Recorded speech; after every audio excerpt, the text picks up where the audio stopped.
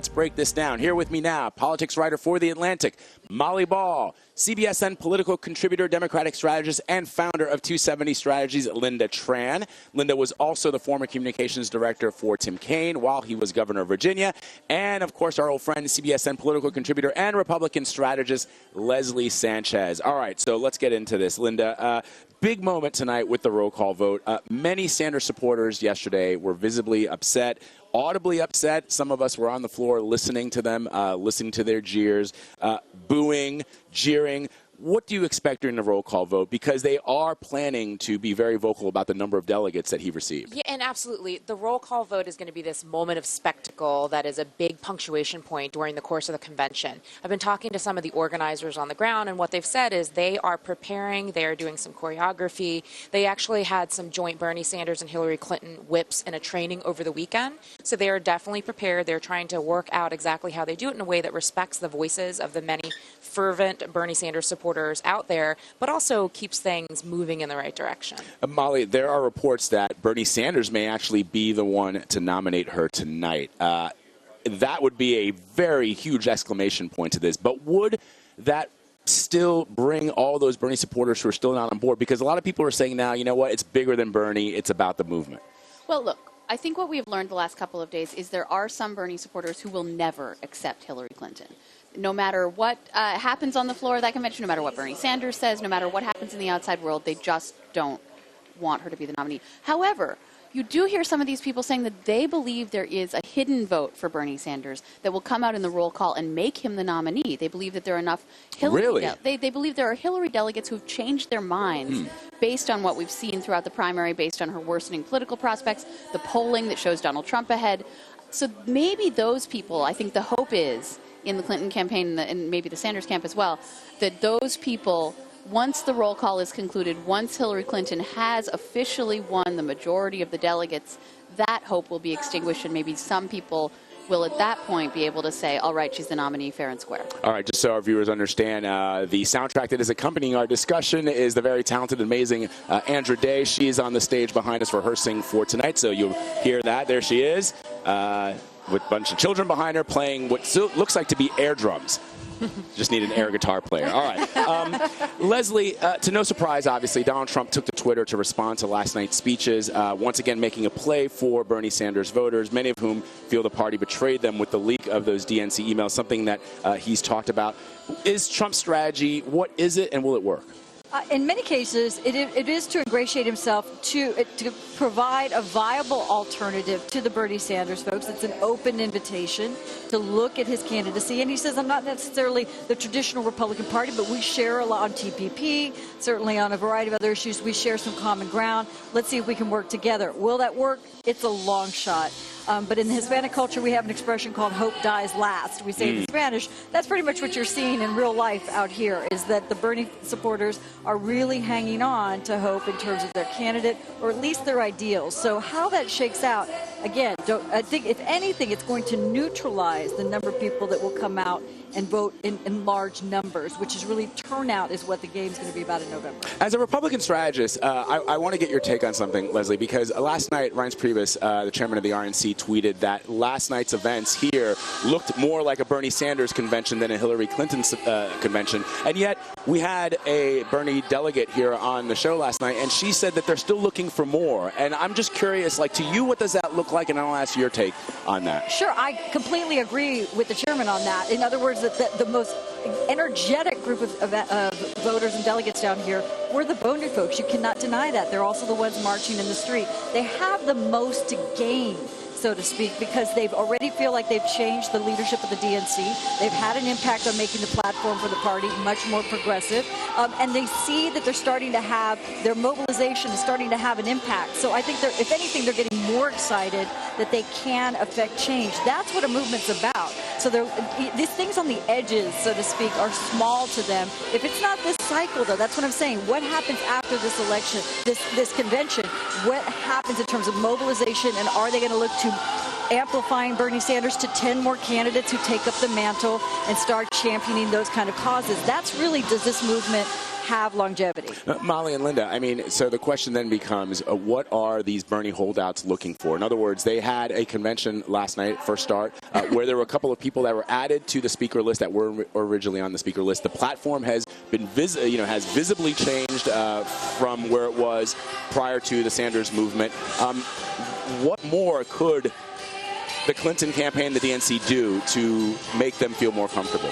Well, look, I think the Clinton campaign is performing a sort of delicate dance here, where on the one hand, they want to give the Bernie people what they want so that they feel satisfied. On the other hand, they don't want to pump them up so far in favor of Bernie that they're then not willing to settle for Hillary. So you saw that sort of two-step going on last night, where there are supporters like the delegate from Maine who went on early in the evening, giving a really rabble-rousing pro-Bernie Diane Russell, yeah. and then trying to channel that energy toward Hillary, which was a little bit more difficult to do. Right. So that's an ongoing project of this convention. I do think last night was really the designated night for the Bernie energy, having Bernie on the program, having Elizabeth Warren on the program, having Sarah Silverman on the program, a lot of pro-Bernie voices. Who said, if you're the Bernie or bust people, you're being ridiculous. I don't know how that played. That their voices have been heard and that it's time to fall into line. Again, some people will never hear that message.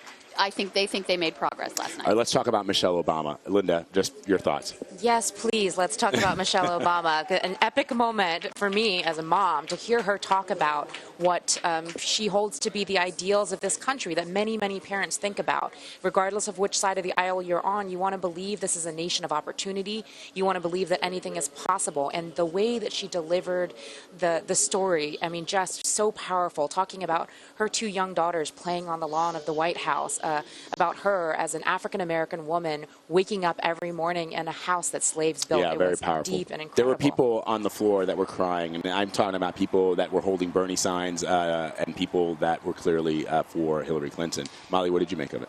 Well, I think it was a very unifying moment. You heard some very, very isolated, scattered. But they got shushed. People were like, people did shush them, yeah. and it's a testament to how powerful, how popular a figure Michelle Obama is, how unifying a figure. The challenge is going to be, can Hillary Clinton be humanized in that way, right? Because Michelle Obama was so good at humanizing her husband when that was her task in 2008 and in 2012, giving these speeches where she did bring that that idea of a human being with a family and daughters, and channeling that outward to tell people what kind of person they are. She gave a powerful testimony in favor of Hillary Clinton, and tonight is all about Hillary Clinton's life and the things that she has done and the fights that she has waged on behalf of, according to the campaign, children and families.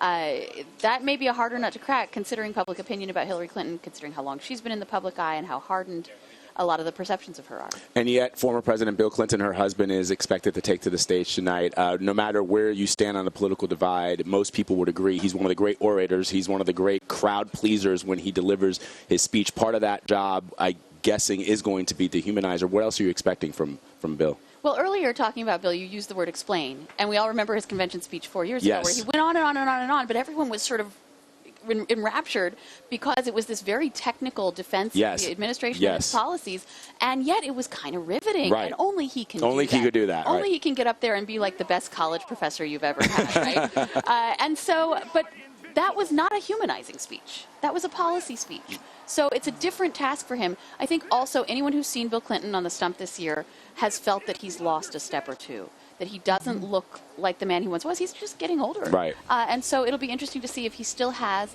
that energy to give the big, powerful speech, and if he can deliver it not on behalf of himself, not on behalf of a fellow legislator and president, but his wife. And Leslie, Donald Trump is out on the stump with Governor Mike Pence. We've seen him. He's hitting back in numerous ways.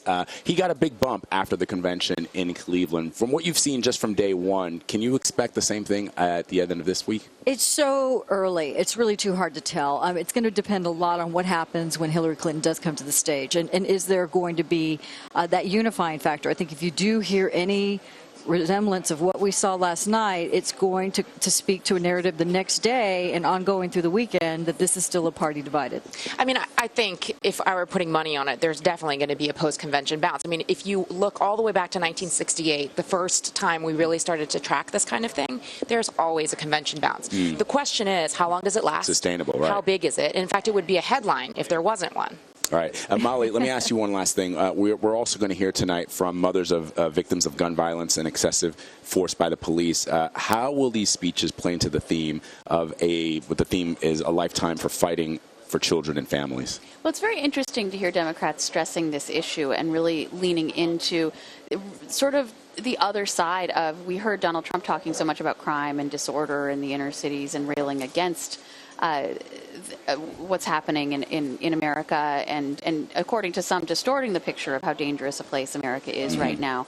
And so I'm certainly not saying Democrats are on the other side of that and that they're pro-crime. I'm just saying that we hear them sympathizing with the victims in a lot of cases of police violence and calling for more gun control. And that is an argument that would have been considered too liberal for a party in a general election, as you know, 1 or 2 elections ago. So this is where they feel that the country is heading. This is certainly where they feel their base is heading. And as we've seen with the Senate filibuster and the House sit-in, it's something that national Democrats are increasingly energized about. And yet, Lynda, before we wrap, is it a mistake to not also highlight the concerns that people have about law enforcement officers? The idea that, you know, yes, these things that have happened should be looked at and they should be investigated, but also police officers have a very difficult job. Isn't it a misstep for that not to be part of what we're going to hear this week? Well, what I'm hearing is that is going to be part of it. So there's going to be a balance. There's certainly going to be some stories about the victims and criminal justice reform and the need for that, but there's also certainly going to be a nod to the difficult job that the men and women in blue do every single day. All right. Lynda Tran, Leslie Sanchez, and Molly Ball, thank you so much for being with us. We appreciate it.